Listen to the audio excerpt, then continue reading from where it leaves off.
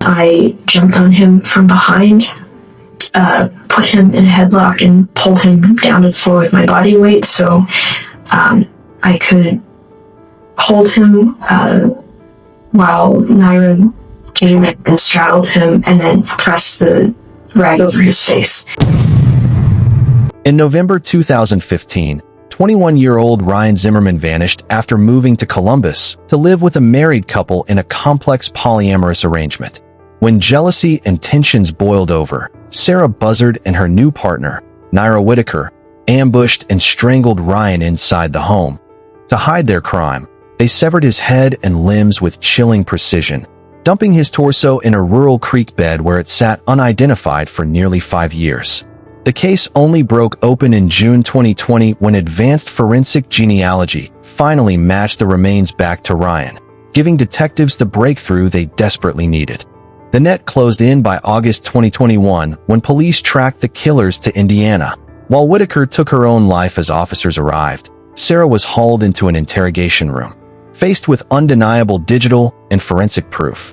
But also, in your own words, we don't want to question after question after question. So I kind of feel like the simplest would maybe to be able to ask you to start kind of from the beginning, maybe when things started with when Jen moved in, that kind of thing, and then just kind of tell us how things played out. Is that fair? Yes. Okay. So I first met Jen around, I think, late June-ish, 2014, on a dating site. Mm-hmm. And Corey, my husband at the time, was going to be involved. He knew about it, but he said that he wouldn't try to insert himself in the relationship. So she and I would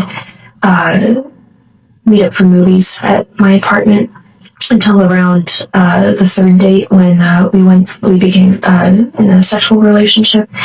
Around that time, I learned from her that she was transgender. She had been on hormone therapy for 6 or 7 years, but it was before she had her surgery. And when Corey found out, he really tried to insert himself into the relationship because he had this personal philosophy that a perfect relationship involved a man, a woman, and a transgendered individual. I don't know where he came up with this. I never shared it. Before Jen and I met in person, I had told her that he wouldn't be involved, so the fact that now he was trying to be involved did not help either of us. So we had our relationship, and Corey was trying to pursue other women without success. I never knew about his conversations because I didn't want to know, and he sort of volunteered it to me. So then around February 2015, Jen went back to her hometown in Massachusetts to do some kind of paperwork, name change or something like that. She didn't really go into details. And then during her absence, that's when Corey started talking to Ryan online. I didn't know about their conversations until around early April-ish, when he told me that he wanted Ryan to move in with us so that he could act on this philosophy. And we argued constantly for the entire month because I always felt like he needed this other person to make up for a truth that I lacked, and that really, really hurt. And he was expecting me to, I don't know, not fall in love, but become infatuated with Ryan when I first met him, and everything would be perfect. Sure. So we argued because he was adamant about it. I did not want it to happen. He didn't like any of the compromises that I was trying to come up with. So finally, I came up with a compromise that I still didn't like, but it was the best I could do, which was Ryan would be allowed to stay in our spare bedroom on the condition that he pay rent, purchase his own groceries, and at the end of a 3-month period, he would have to have a job and his own apartment. Because I told Corey that if the relationship he was pursuing with him was going well, Ryan could still be around to see him, but I didn't want him staying in the house the whole time. That sounds fair. Yeah, which he agreed to. Mm-hmm. So I talked to Ryan online once, and I did not like him. He was extremely subservient to the point where I found it extremely annoying. Like I was asking him, what are your hobbies? What do you like to do? And he said, oh, I like to draw. And I told him, oh, I have a degree in that. I'd love to help you. He said, oh no, I'll never be good enough. So I understand that his family, I could see why he had that kind of personality, but I didn't like it. And I let Corey know that I said, I didn't see what he looked like. I don't know if Corey had gotten pictures, but I never got one. And I said, I don't think I'm going to like him when he comes, but I will still give him a chance to at least have somewhere to stay until he gets on his feet. Notice the subtle distancing tactics here. Sarah is actively decentering herself, framing her ex-husband as the mastermind and positioning the victim as a nuisance before he even stepped foot in the house. She's playing the accommodating wife perfectly, but it's a calculated move to mask her own involvement. The detective knows exactly what she's doing. He's staying dead silent, letting her get comfortable. So Jen came back around mid-May 2015, and she kind of officially moved into the living room around either the end of June or early July, something like that, before Ryan came. So she set up her space in the living room. We fashioned a curtain to block it off from the stairwell in the kitchen, so there's a little bit of privacy. And then Ryan came, I don't remember exactly when, but I think it was either the end of July or early August 2015, somewhere in that range. And from that point, he moved into the upstairs spare bedroom. Upstairs, we also had the bedroom that Corey and I used to stay in, adjacent. So his spare room would be here. The bedroom was here. There was a long hallway, the bathroom, and then the office. So while Ryan was there, he did pay rent. He did purchase his groceries. But I didn't really interact with him if I didn't have to. Naira did not like him. Jen, I guess. She did not like him at all from the beginning. She would make comments like he was a disgusting person, the world would be better off without him. She just absolutely loathed him. Mostly because of his personality, but also because he would eavesdrop at the top of the stairs, and she would always catch him, and that really bothered her. But eavesdrop on your conversation or in general, in a personal space? If anyone was talking in the kitchen, he would sit at the top of the stairs and try to eavesdrop. Naira, Jen kept to herself. Feeding color, whatever. Okay. Yeah. Right. Whatever you're comfortable with. So Naira was, she stayed in the living room primarily. Didn't really interact with Corey or Ryan if she could help it, unless we were all in the kitchen during meal times. I bounced back from staying with her, going to work, and then sometimes staying up in the office with Corey because that's where my desk was. I also tried not to interact with Ryan as much as possible, but I was a little bit more open if he had questions. And then Ryan stayed in his room primarily all the time. And then Corey would bounce between hanging out in Ryan's room, staying in the office, or going to school. So we all kind of had a uncomfortable but functioning relationship. And then in September, I I think it was the 25th. I know it was the weekend when everything happened, and I can't exactly remember if it was a Friday or a Saturday. I think it was Friday the 25th. Corey told me that he was meeting a woman at the Greyhound bus station, and that they had reserved a hotel room in downtown Columbus, and they were going to stay there for the whole weekend. And he also told me that he didn't want to have anything to do with Ryan anymore. He wasn't what Corey expected. And he had not tried to hold up his end of the deal. He had scheduled several job interviews and never went to a single one because he was convinced that he was just going to get rejected, so why bother? So Corey told me that he did not want Ryan there anymore. He had told him that he wanted him to pack up and leave before Corey came back. And then he left to go to the hotel.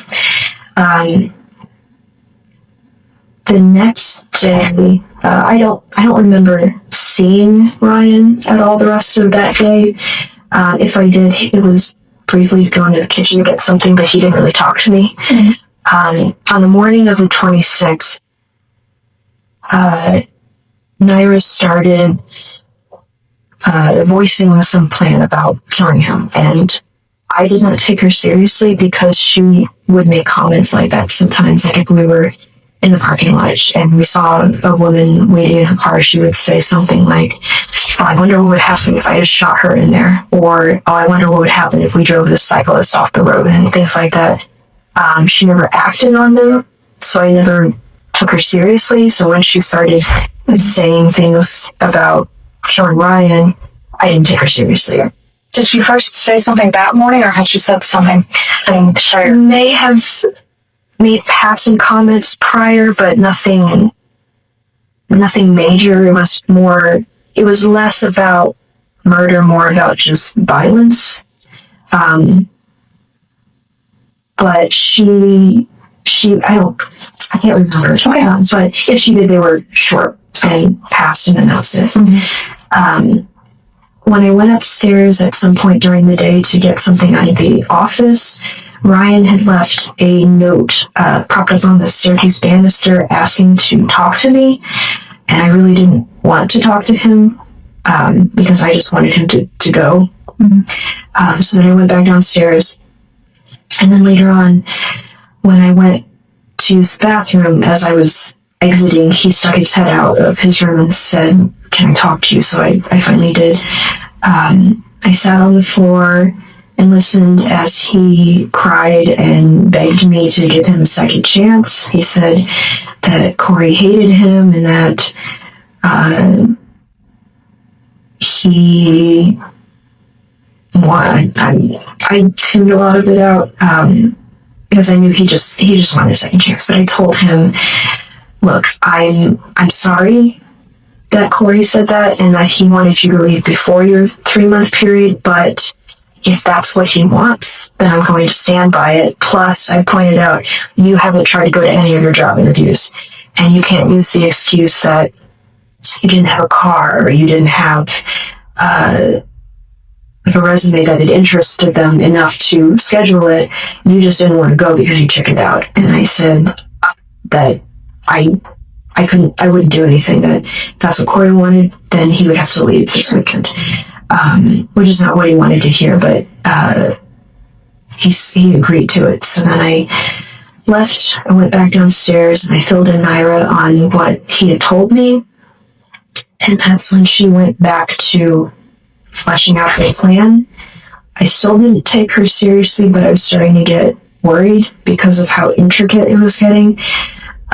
And then when she started gathering tools like trash bags, bleach, the handsaw from the shed, I realized she was serious.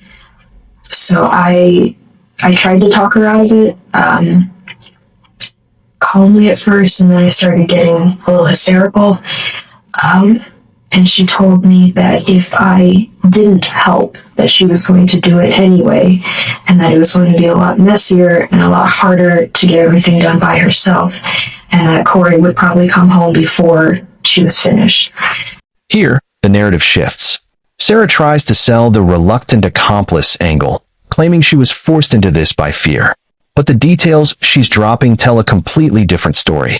She isn't just describing a crime. She's detailing a logistics plan involving cleaning supplies and dismemberment tools. There's a massive gap between her claim of being a terrified participant and the cold, calculated premeditation required to prepare for a murder. She's trying to hide behind love.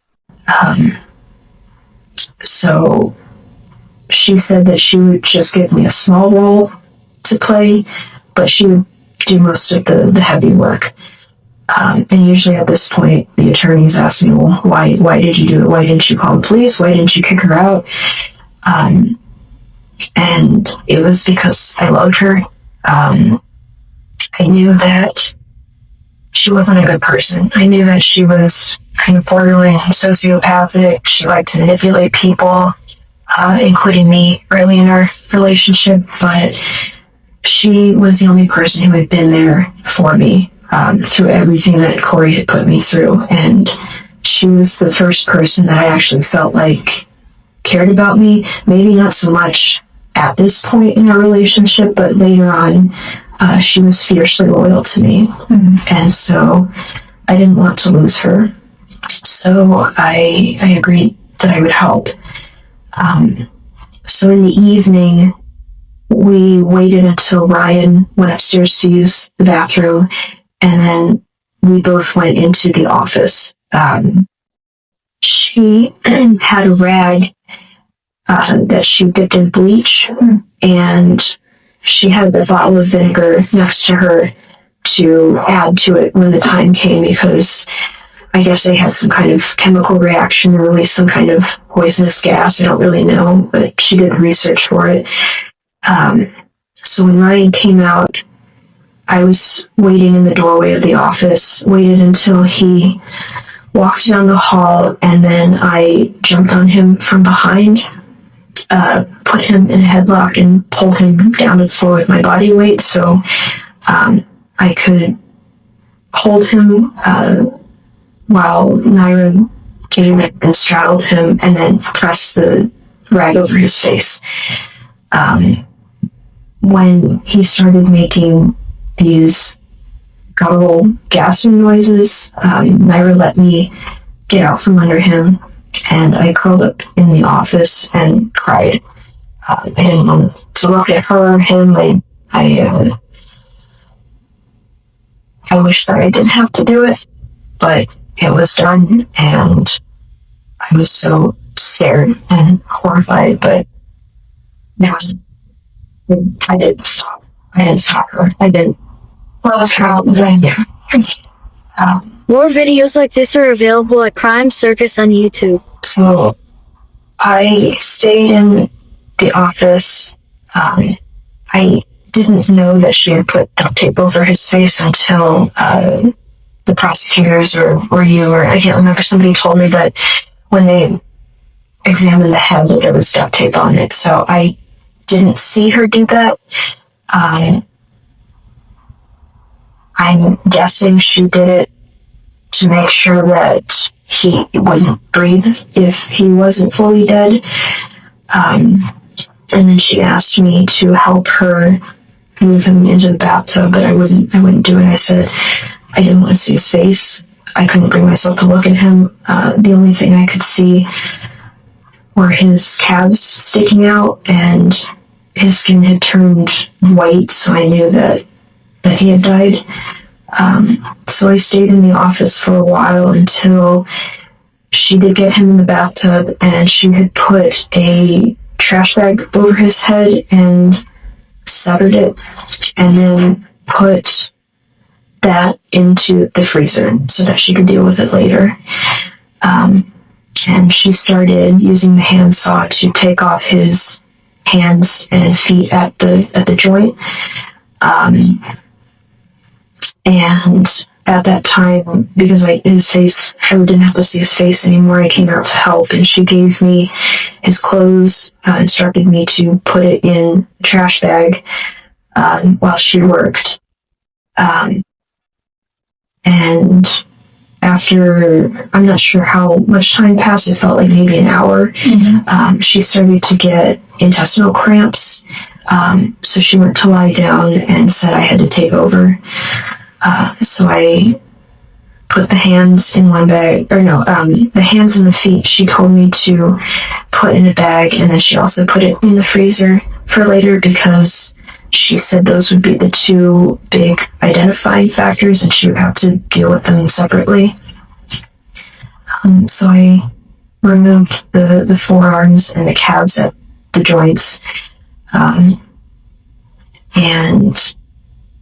it was slow, exhausting work, and I did not work fast enough. Her original idea was to cut up everything into as small of manageable pieces as possible and then dispose of them that way, but we didn't have enough time to do that, so we just had the head, the hand and feet, the forearms went in one bag, the calves went in another bag, and then we just had to deal with the torso. Around that time, I'd say maybe 4 or 5 in the morning, I knew that it was starting to get light out. She came back to help and had this black Tupperware bin that she had kept some of her belongings in, emptied that out and brought it upstairs, and we put the torso in it, all of the pieces, and then bags that had the tools, rags, gloves, things like that, and threw those in there too. I waited while she cleaned the bathroom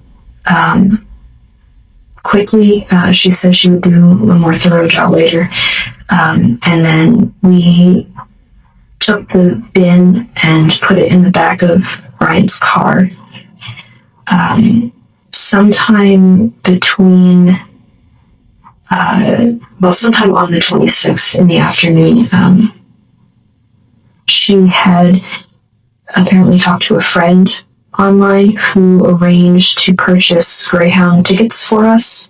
I didn't know who he was, and I didn't see her do it because she just wanted to keep it on a need-to-know basis. So once we got the bin into Ryan's car, that's when she told me our plan was to drive to Illinois, leave the car somewhere deserted, and use those tickets to come back to Columbus.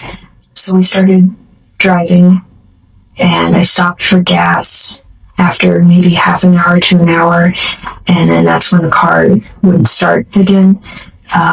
She took my phone and was trying to troubleshoot it while I did everything I could think of, and we couldn't get it to start, so we had to call a tow truck and have it bring it back to the apartment complex. Did you catch that shift in her tone? It's completely flat.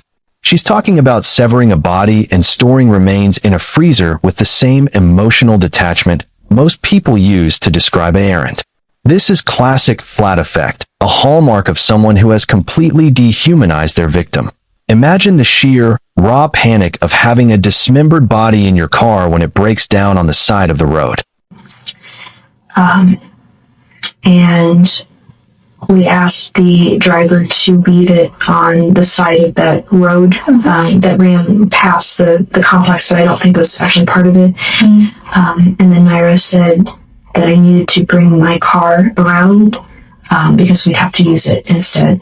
And when I brought it up alongside, she took some of his belongings out of his trunk, put them in my car, took off the license plates, and just rummaged around and tried to find anything that needed to be taken. And then we moved the bin into the backseat of my car. And we left his car there and started driving again to Illinois. It started getting dark. I don't remember how long we were on the road, but I knew that the day had gone by very quickly. I'm guessing a lot of the time was spent trying to get the car to start, but it did start getting dark when we left in my car. And I started, again, driving towards Illinois. And once it got dark, Naira would randomly pick exits for me to turn off on, and we would drive around trying to find dumpsters that were open and unsupervised, and we would throw one of the bags in it and then get back on the highway and keep going. Sure. So we did that until we just had the torso left. But at that point, we had both been awake for 36 some hours, so I kept falling asleep at the wheel, and I told her, I can't keep driving. So that's when we found the wooded area here, dumped the torso, and turned around and started driving back to Columbus. And I had to stop frequently on country roads to take a quick nap just so I could keep going. And I think it was maybe 1, 2 o'clock in the morning by the time we got back. And Corey was waiting for us in the kitchen. He didn't suspect anything, but he was angry that I had turned off my phone, because he had tried to text me to see where I was. So he was furious that he didn't know where we were. I did not want to talk to him. I just wanted to sleep. So we both, Naira and I both went back to the living room and fell asleep. I don't remember what she did with the bin. I know that she cleaned it out. I can't remember if she just threw it in the dumpster at the apartment or what she did with it. But it eventually disappeared somehow. And then she took care of the hands and feet while I was at work and Corey was at school. She did something to make it easy to pick the pieces apart and store that in a bag. And the head, she got this soup pot and made some kind of lye mixture and put the head in it, partially because it was kind of a trophy for her, but also because she didn't know the best way to dispose of it yet. So we had to carry, she put it in the soup bin, put that in a bag, or several bags, put the pieces of the hands and feet also in the bag, and then kept bagging it up, and we put it in the shed for the time being. And every time we moved, it would have to come with us. So that was a weight that I had to drag with me everywhere I went. Corey never suspected anything. I told him Ryan packed up and left, and he didn't give him a second thought. He started dating another woman until he moved in with her sometime in November. And Naira and I vacated the apartment December, January, somewhere. It was slow work, and moved everything back to my mom's house. And then early January, Corey and I had an uncontested divorce, and then Naira and I married at the end of January. And for a long time, we would check the news constantly. That's when we found out that the torso was discovered. But as time went on and we didn't see any new news, we started planning for a future instead. And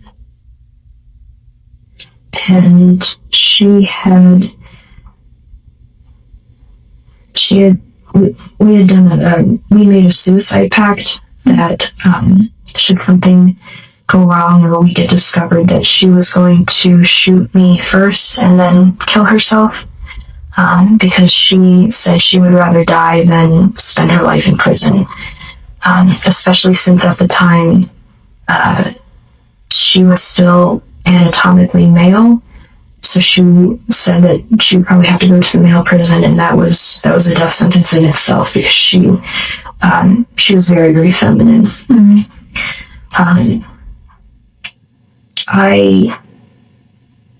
I agreed to the suicide pact, but I was also scared because I'm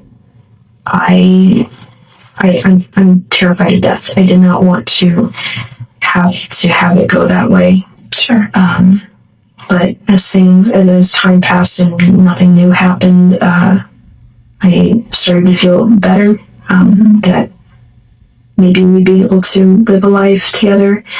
And then the arrest came, and when I said goodbye to her, I could see it in her face that she knew.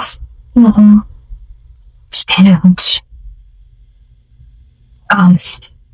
when the officer that the Marion Police Department told me what happened, I wasn't surprised, but it's not hurt. Sure. You get tissues every other year. Okay. And that's not it. So if you don't mind, I have a few questions, okay? Kind of going back a little bit, to the point where you said she would bring it up and talk about it, I guess, and she kind of laid out her plan. What did she explain? She was trying to figure out the best way to kill him without alerting anyone. She didn't want to shoot him because that would be loud, that would be messy, and it would draw attention. The only other idea she could come up with that would be quiet would be strangulation. And she wanted me to hold Ryan down so that he wouldn't flee or kick her or anything, while she put the rag on his face. She didn't share the after part when we needed to dispose of things, either because, again, she wanted it as a need-to-know basis, or she hadn't figured it out just yet. So she told me that my role was just to pull him down and she would take care of the rest. Do you feel like when you pulled him down, did he pass when you had your arms around him? Do you feel like he was dead? And then she told you to go? I don't know. I don't have any experience with what the body or what a body does as it's fighting. So I don't know. I know that he was still making noises as I left, but at that point, I didn't know if it was him voluntarily doing it or if it was just the reactions. Okay. And after I got in the office, I covered my face. Sure. I didn't want to look. So anything else was noise for me. Okay. You mentioned that she went and gathered all these different things.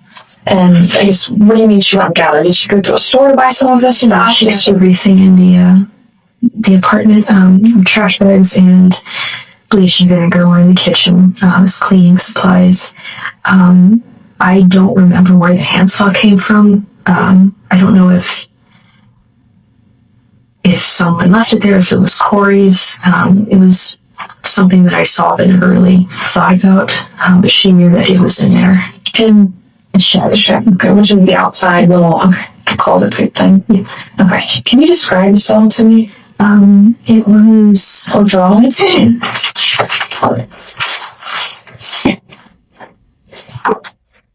So it was out... It's big in here, at least the blade was. Please don't steal this content from our Crime Circus YouTube family.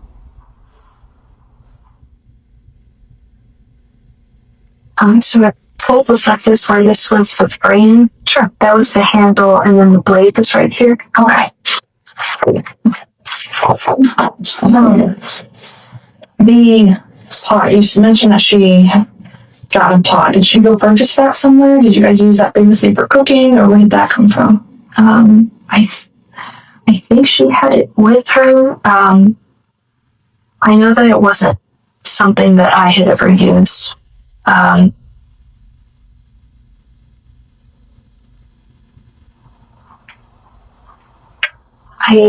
can't remember if she already had it or she had purchased it before. I just knew that it wasn't something that Corey and I had shared with us. Okay. Because you mentioned that she brought this up previously. How far previously did she start making comments about violence towards Ryan or killing Ryan versus when it actually took place that weekend? Well, she made maybe not necessarily violent comments, but disgusted comments she would make ever since basically when he arrived. She more commonly said things like, he's a disgusting human being, or the world would be better off without him, but she didn't actually say things like, I wonder what would happen if I killed him until that day. To do that. You had mentioned the bleach and vinegar on the rag. Mm-hmm. Okay. And then mentioned something different was put into the pot. Lye, some kind of lye mixture. Okay. And is that something you would have had on hand, or did she go out and purchase? That she did purchase. The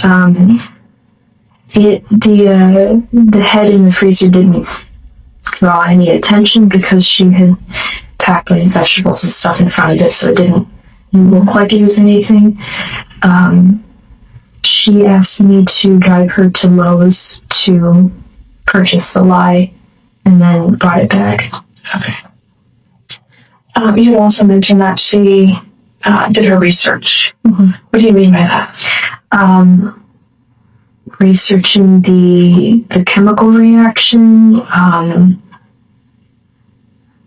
I'm not sure what else. I wasn't either paying attention or actually there when she was doing that research.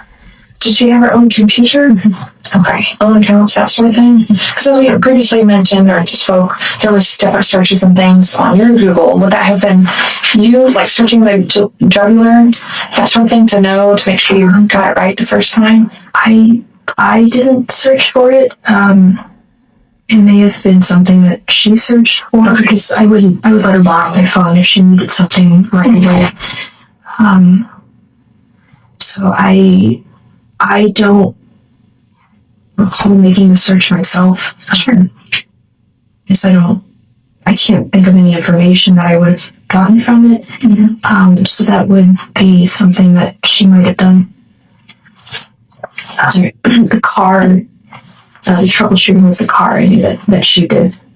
She was searching. Okay. Sarah is playing the oldest card in the book, blaming the person who can't speak back.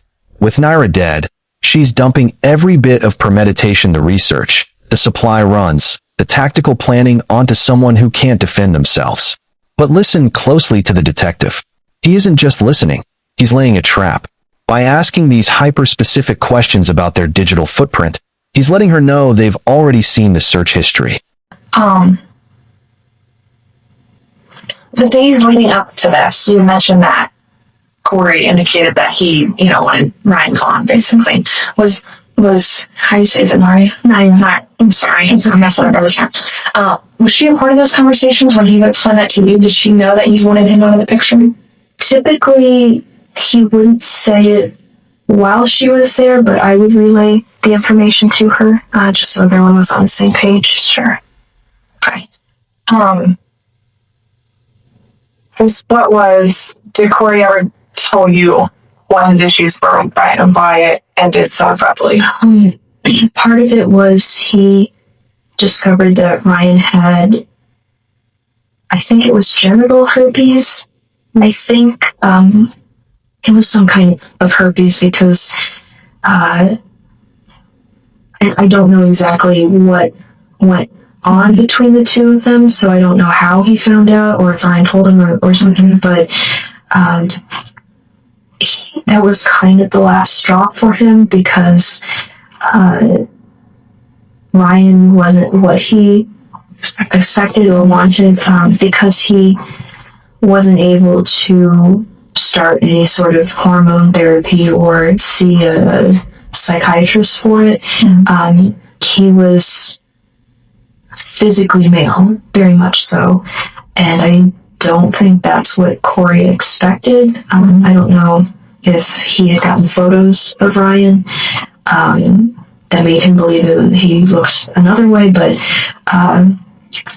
it's a combination of Ryan not being what he expected, finding out he had herpes, Ryan never going to his interviews, and whatever other conversations they had, all of it culminated into him wanting to go back to pursuing women and forgetting that it ever happened. Did you know that Corey was reaching out to other women for like dating websites, trying to find? Earlier, I didn't. Later on, I didn't see him, but I knew that he was doing that.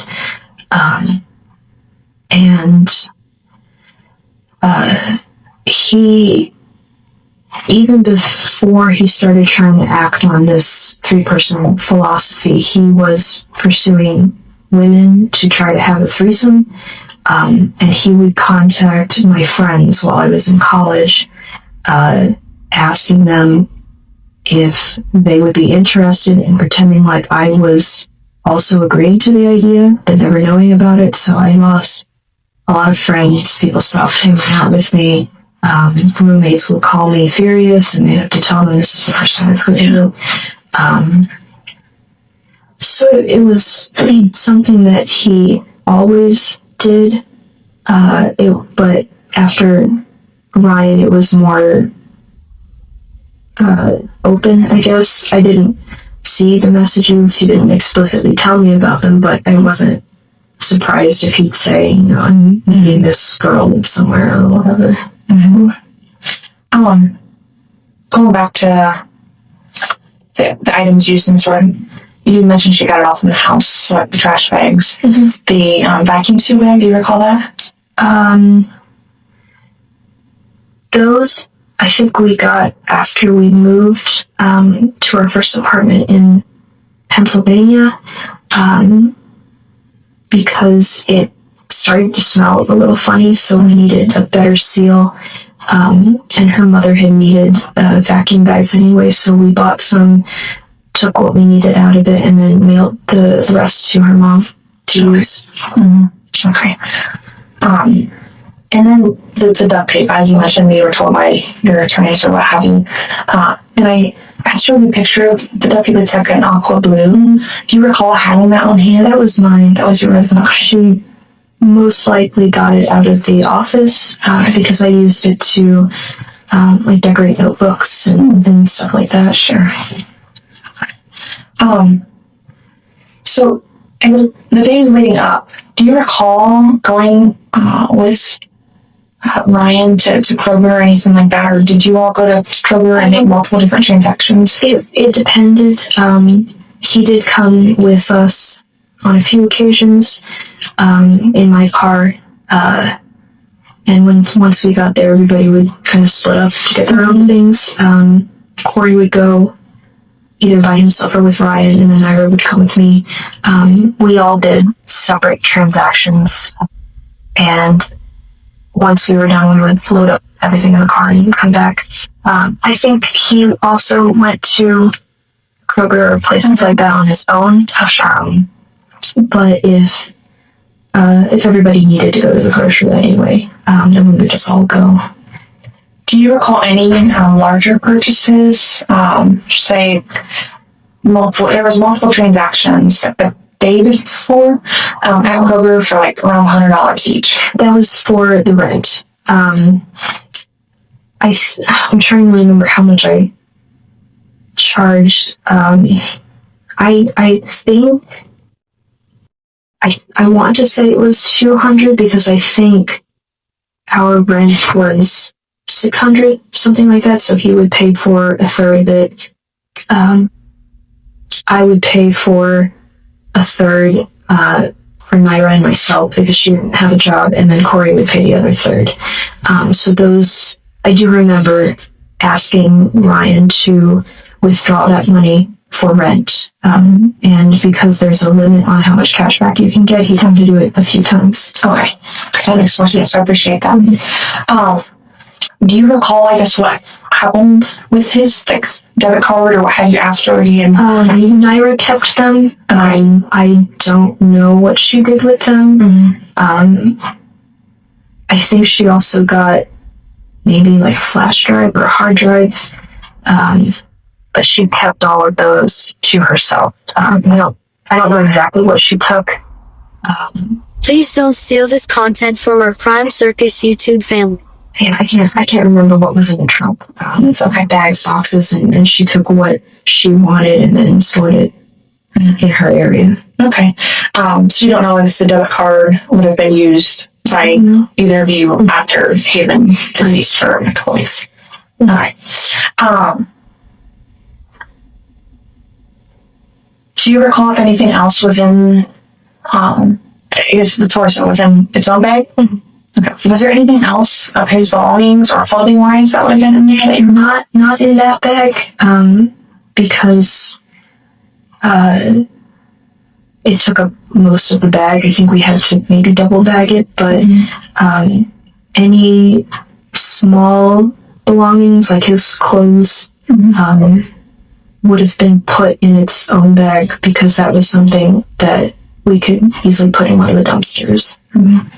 What about like my understanding is he traveled with gaming system constantly, or even a tablet, anything like that. Do you recall him having those things or having those? I think he had maybe a Wii U or a 3DS.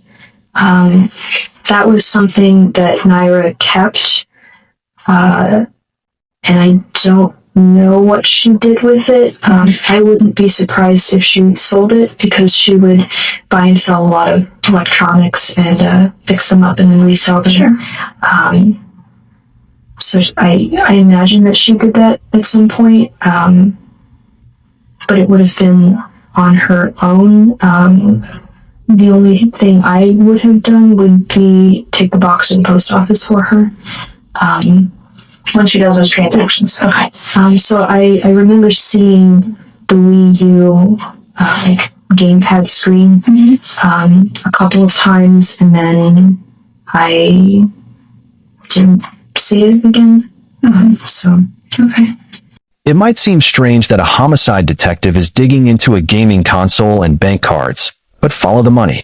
This investigation isn't just about the murder. It's about establishing a pattern of greed and secondary crimes like theft and tampering. Sarah's "I don't know" response is a calculated defense, but it doesn't hold water. They lived in the same tight quarters and carried out a murder together. It's impossible that she's blind to what happened to his assets. She's playing dumb because she realizes the police already have the bank statements and pawn shop logs that prove otherwise. You doing okay? Yeah, I don't know where I put my inside boundaries. It's hard reliving this over and over and over. So I try to maybe can move forward. So I think I have to do it again at the sentencing. So I'm just very emotionally drained. I'm doing this over and over. Well, unfortunately, in situations like this, sometimes it helps to get it all out. And when that you speak about it, then that offers closure for you as well. Yeah. So, as with me in past circumstances, so hopefully you'll get that same closure. You mentioned that Naira checked the hard drive. Would that have included like at the tablet or computer or something, or just specifically to that? It was specifically the external hard drive. I did let Ryan borrow either a tablet or an old laptop. I can't remember which. Maybe it's like I can't remember if I still had my old laptop or if I had given that to someone, but he did borrow something to use to communicate with friends, family, or be online, sure, whatever. Okay. Do you recall searching how to clear or wipe like an Asus tablet? That would have been something that Naira would have already known how to do. Okay. Okay. Do you recall anything about getting on any of Ryan's accounts, like around that time frame, and speaking with one of his friends on, I guess it'd be Steam or the cable chat? I didn't. Again, I wouldn't be surprised if that was something that Naira could do. She was very, very tech savvy. So if she did that, I wasn't there to see it, so she may have done it while I was at work or something. But it doesn't surprise me to hear that something like that might have happened. Do you recall any of Ryan's friends reaching out, asking him about him? I mean, after he was then. No. Fine. And speaking of work, would you have been at work this weekend and come home early or lunchtime or anything? Or I didn't think so. I wouldn't have come home during the break because it was only half an hour, and it takes I think like 20 minutes to get from Barnes & Noble to my apartment. The only day that I think I could have worked might have been on the 25th.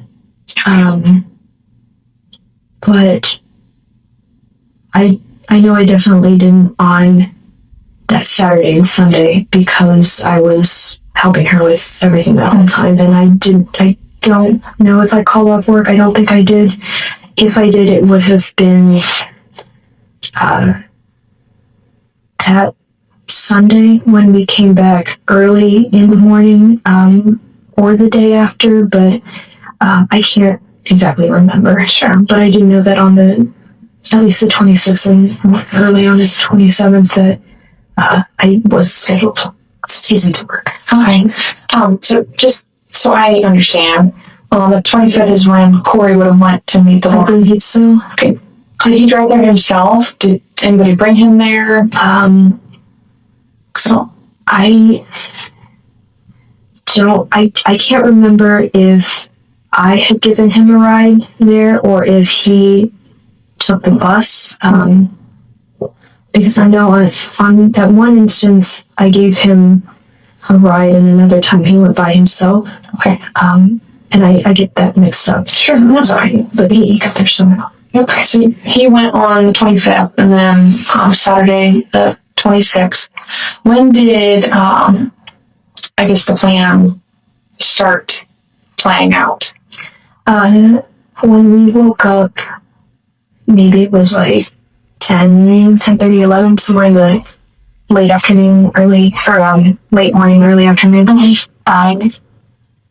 I think we were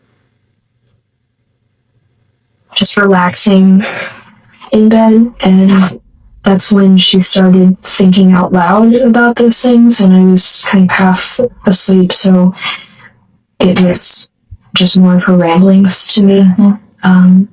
It really wasn't until after I had finished talking to Ryan that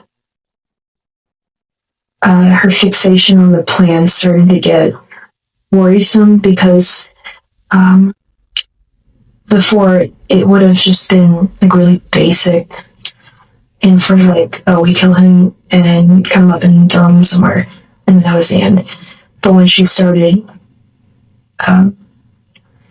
going into the details, like, we would need to remove this first and that, and then you would have to do this, that it started becoming less like her other comments and more something new that I haven't experienced.